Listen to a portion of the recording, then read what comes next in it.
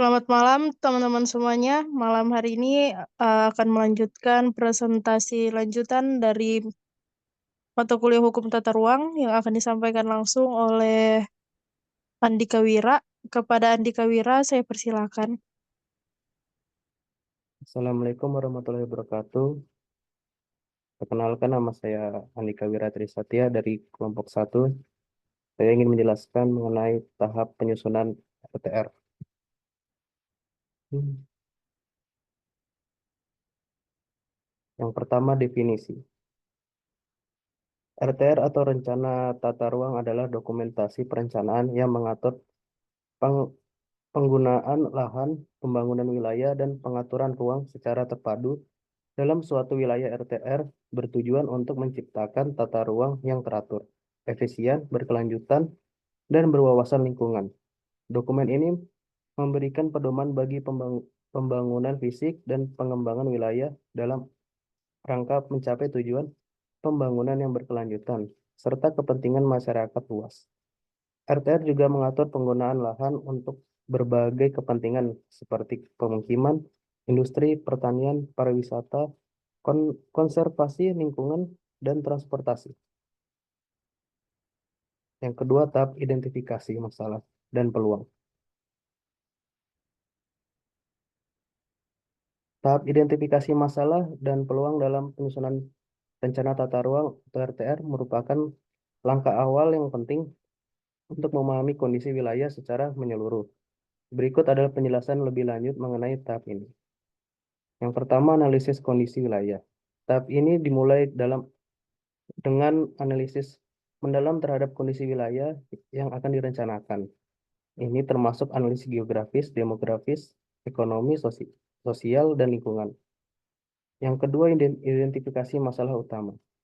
Melalui analisis kondisi wilayah, tim perencana dapat mengidentifikasi masalah-masalah utama yang perlu diatasi dalam mengembangkan wilayah. Masalah ini bisa berupa masalah infrastruktur, ketimpangan pembangunan, konflik penggunaan lahan, atau masalah lingkungan lainnya. Yang ketiga, mengidentifikasi peluang pembangunan. Selain masalah, tahap ini juga mencari peluang pembangunan yang dapat dimanfaatkan untuk meningkatkan kualitas hidup masyarakat dan pembangunan wilayah secara keseluruhan. Peluang ini bisa berupa potensi ekonomi, sumber daya alam yang belum dimanfaatkan, atau keunggulan wilayah tertentu yang dapat dikembangkan. Yang keempat, konsultasi dengan pihak terkait. Penting untuk melibatkan berbagai pihak terkait seperti pemerintah, daerah, lembaga non-pemerintah, masyarakat lokal, dan pemangku kepentingan lainnya dalam proses identifikasi masalah dan peluang. Konsultasi ini membantu memperoleh masukan dan pemahaman yang lebih luas mengenai kondisi wilayah serta aspirasi masyarakat. Yang kelima, merumuskan visi dan misi. Berdasarkan hasil identifikasi masalah dan peluang, tahap ini juga dapat digunakan untuk merumuskan visi dan misi pengembangan wilayah yang akan menjadi landasan bagi penyusunan RTR selanjutnya. Yang kelima, tahap analisis. Tahap analisis merupakan proses untuk memahami secara mendalam berbagai aspek yang mempengaruhi pengembangan wilayah. Berikut adalah penjelasan lebih lanjut mengenai tahap analisis. Yang pertama, analisis spasial.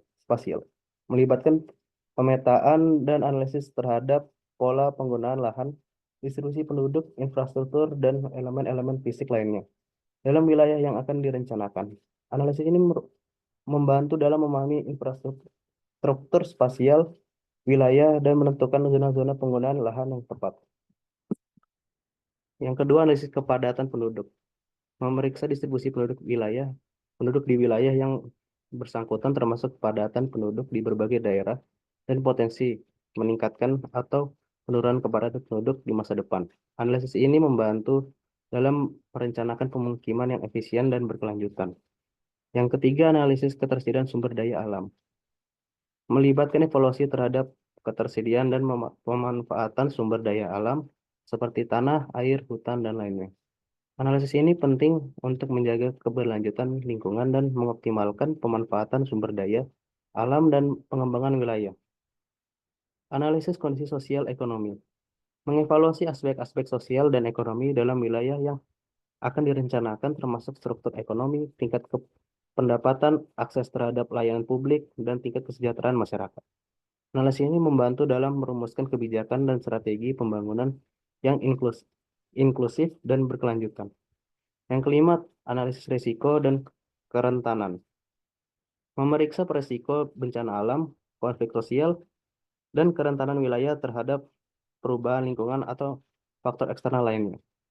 Analisis ini membantu dalam mengidentifikasi area-area yang rentan dan rumuskan langkah-langkah mitigasi yang sesuai. Yang kelima, tahap perencanaan. Tahap perencanaan dalam menyusun rencana tata, tata ruang atau RTR merupakan langkah dalam merumuskan strategi dan kebijakan untuk mengembangkan wilayah yang berkelanjutan. Berikut adalah penjelasan mengenai tahap ini. Yang, per, hmm, yang pertama, penyusunan rencana detail tata ruang. Tahap ini melibatkan penyusunan rencana detail mengenai penggunaan lahan, pengembangan infrastruktur, pengelolaan lingkungan, dan aspek lainnya. Tahap yang kedua, penyusunan zonasi wilayah. Berdasarkan analisis yang telah dilakukan sebelumnya, tahap ini melibatkan penentuan zona-zona penggunaan lahan yang sesuai dengan karakteristik dan potensi wilayah. Yang ketiga, konsultasi publik. Penting untuk melibatkan masyarakat dan pemangku kepentingan lainnya dalam proses perencanaan. Konsultasi publik dilakukan untuk mengumpulkan masukan dan masalah yang dihadapi oleh masyarakat. Yang keempat, merumuskan kebijakan dan strategi. Tahap ini melibatkan perumusan kebijakan dan strategi pengembangan wilayah yang sesuai dengan visi dan misi yang telah ditetapkan sebelumnya. Yang kelima, pengembangan rencana aksi. Selain merumuskan kebijakan dan strategi, tahap ini juga melibatkan pengembangan rencana aksi yang spesifik dan terukur untuk mencapai tujuan yang telah ditetapkan. Yang kelima, tahap implementasi. Tahap implementasi dalam penyusunan rencana tata ruang atau RTR merupakan fase di mana rencana yang telah disusun dalam tahap rencana dilaksanakan. Berikut adalah penjelasan mengenai tahap implementasi. Yang pertama, pelaksanaan rencana. Tahap ini melibatkan pelaksanaan rencana yang telah disusun dalam tahap perencanaan.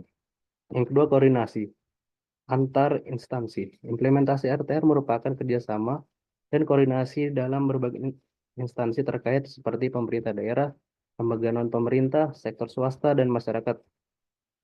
Koordinasi yang baik diperlukan untuk memastikan bahwa implementasi berjalan lancar dan terkoordinasi. Yang ketiga, pengawasan dan evaluasi. Selama tahap implementasi, penting untuk melakukan pengawasan dan evaluasi terhadap pelaksanaan rencana. Ini mencakup memantau kemajuan proyek, menilai kinerja, pelaksanaan, dan mengidentifikasi permasalahan. Yang keempat, penanganan permasalahan. Jika terjadi permasalahan atau hambatan dalam implementasi, langkah-langkah perbaikan atau penyesuaian perlu segera diambil. Yang kelima, pembangunan kapasitas. Implementasi RTR yang juga melibatkan pembangunan kapasitas yang baik dari segi SDM maupun infrastruktur pendukung. Sekian dan terima kasih.